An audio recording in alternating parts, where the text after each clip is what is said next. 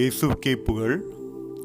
இன்றைய நற்செய்தியாக லூக்கா 21வது அதிகாரம் 34 36 வசனங்கள் மற்றும் தானியேல் 7வது அதிகாரம் 15 27 வசனங்கள், மேலும் 3வது அதிகாரம் 82 87 வசனங்கள் வரை படிக்கலாம். இங்கு நாம் சுருக்கமாக இன்றைய இறைவார்த்தைகளை குறித்து தியானிப்போம். இந்தியாவில் வாகனம் ஓட்டுவதற்கு எனக்கு விருப்பமே இருப்பதில்லை. ஏனென்றால் யாருமே போக்குவரத்து விதிகள் மற்றும் பாதுகாப்பு நடவடிக்கைகளை பின்பற்றுவதாக தெரியவில்லை. யாரும் பின்புற காட்சி கண்ணாடிகள் ரியர்வியூ மிரர்ஸ் வழியாக மற்ற வாகனங்களை பார்ப்பதும் இல்லை. சில சமயங்களில் தெருநாய்கள், ஆடுகள், மாடுகள் மற்றும் காளைகள் அல்லது இயற்கையாகவே காடுகளுக்கு அருகிலுள்ள சாலைகளில் யானைகள், கரடிகள், சிறுத்தைகள், காட்டெருமைகள் கூட சாலைகளை கடக்கின்றன. ஆனாலும் மக்கள் தொகை அடர்த்தியை கணக்கில் கொள்ளும் பொழுது விபத்துகளின் சதவிகிதம் இன்னும் வரம்பிற்குள்ளாகத்தான் உள்ளது. முதல் சந்தர்ப்பத்தில் எல்லா குழப்பங்களுக்கு இடையிலும் இங்கே அநேக வாகனங்களும் ஓடிக்கொண்டுதான் இருக்கின்றன. சில நேரங்களில் தாமதமானாலும் மக்கள் விரும்பும் இடங்களுக்கு சென்று கொண்டுதான் இருக்கிறார்கள். வாகனத்தில் நான் ஏறும்போதெல்லாம் அனைவருடைய பாதுகாப்பிற்காகவும் நான் மனதிற்குள் ஜெபிப்பதுண்டு. ஏனென்றால் நான் என்னுடைய கவலைகளை அவருடைய குழந்தைகளை பாதுகாப்பாக வைத்திருக்கும் கடவுளிடமே விட்டுவிடுகிறேன். கவலைப்படுவது உண்மையிலேயே நம் வாழ்வின் முன்னேற்றத்திற்கு உதவுமா? ஒரு பிரபலமான பழமொழி கூறுகிறது, கவலை ஒரு ஆடும் நாற்காலி என்று. ஆங்கிலத்தில் ராக்கிங் சேர் என்று சொல்வோம். அது உங்களை எங்கும் அழைத்து செல்லாது. ஆழமான உண்மை அல்லவா? நாம் ஆடும் நாற்காலியில், அதாவது கவலைகளை இருப்பில் வைத்துக்கொண்டு தற்காலிகமாக நாம் நன்றாக உணரலாம். நாற்காலி ஆடும் ஆட்டத்தில் நாம் உறங்கிக் கூட விடலாம்.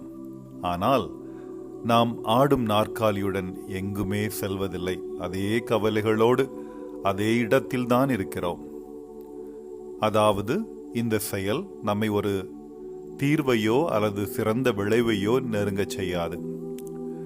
கடவுள் நம்மை படைத்த பொழுது பூமியில் நாம் மகிழ்ச்சியாக வாழ அனைத்து ஆசீர்வாதங்களையும் ஆதிக்கங்களையும் அவர் கொடுத்துள்ளார்.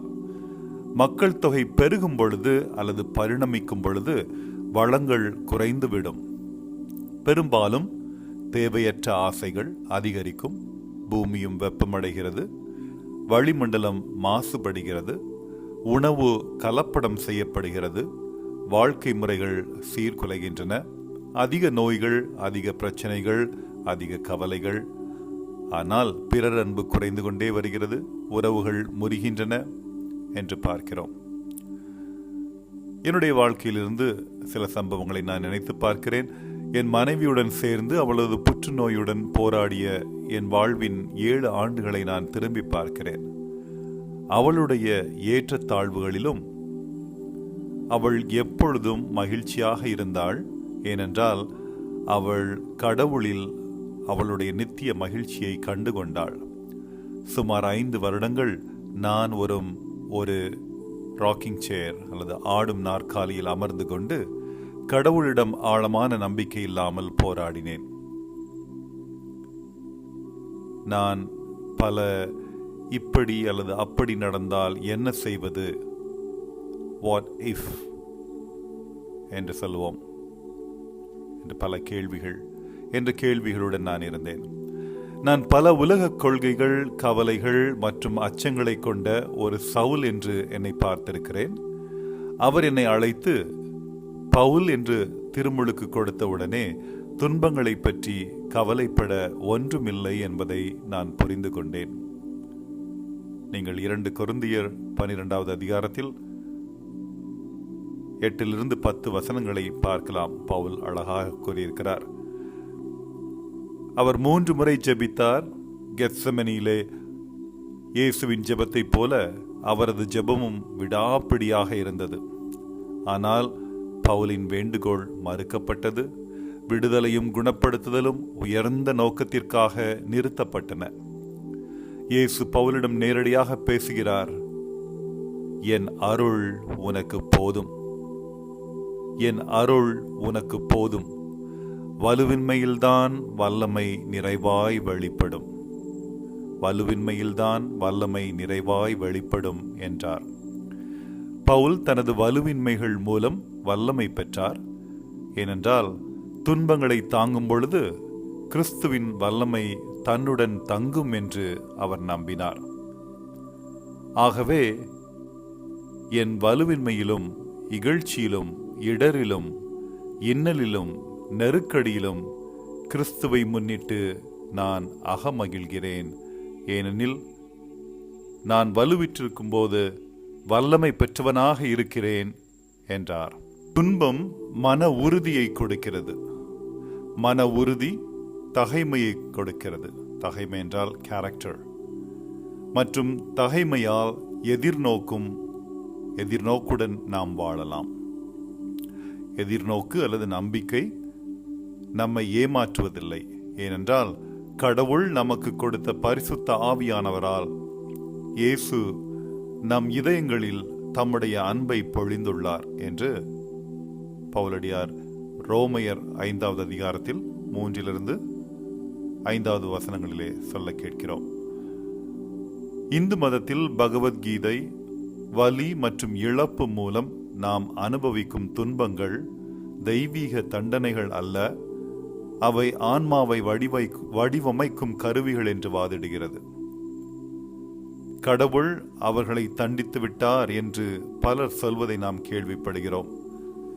இவர்கள் உடனே பல பிராயச்சித்தம் அல்லது ஒருத்தல் செய்ய துடிக்கிறார்கள். பல ஆலயங்களுக்கோ கோயில்களுக்கோ செல்கிறார்கள், புனித யாத்திரைகளை செய்கிறார்கள், கடவுளுக்கு காணிக்கை செலுத்துகிறார்கள், குணமடைகிறார்கள். பின்னர் மீண்டும் அவர்கள் தங்கள் தீய செயல்களின் வாழ்க்கைக்கு திரும்புகிறார்கள். நம்மை குணமாக்கும் கடவுளுக்கான நன்றிக்கடன் நம் வாழ்வு முழுக்க பிரதிபலிக்க வேண்டும். ஒருத்தல் செய்வது உண்மையில் நல்லது. ஆனால் அங்கே கூட நமது தற்காலிக குணப்படுத்துதல் பற்றி நாம் ஏன் சுயநலமாக இருக்கிறோம்? கடவுள் உங்களை உண்மையில் தண்டிக்கிறார் என்று நீங்கள் நினைக்கிறீர்களா? நம்முடைய சொந்த தவறுகளால் மட்டுமே நாம் வாழ்வின் துன்பங்களை கடந்து செல்வதை நாம் ஏன் ஏற்றுக்கொள்ளக்கூடாது? மேலும் அவருக்காகத்தான் இனிமேல் வாழ வேண்டும் என்று நம் பாதையை ஏன் மாற்றக்கூடாது? துரதிர்ஷ்டவசமாக நாம் நமது விசுவாசத்தின் மேற்பரப்பில் தான் இருக்கிறோம். மேலும் கவலை கொள்ளும் நிலையை தூண்டுகிறோம். உலகம் சார்ந்த காரியங்கள் மூலம் சில தற்காலிக குணப்படுத்துதலை தேடுகிறோம்.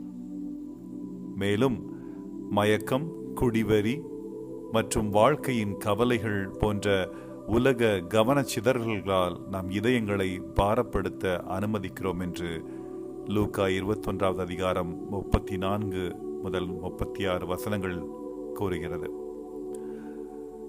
இயேசு திரும்பி வருவதற்காக நாம் காத்திருக்க வேண்டியிருப்பதால் ஆன்மீக ரீதியாக விழிப்புடனும் நிதானத்துடனும் இருக்க அவர் நம்மை எச்சரிக்கிறார்.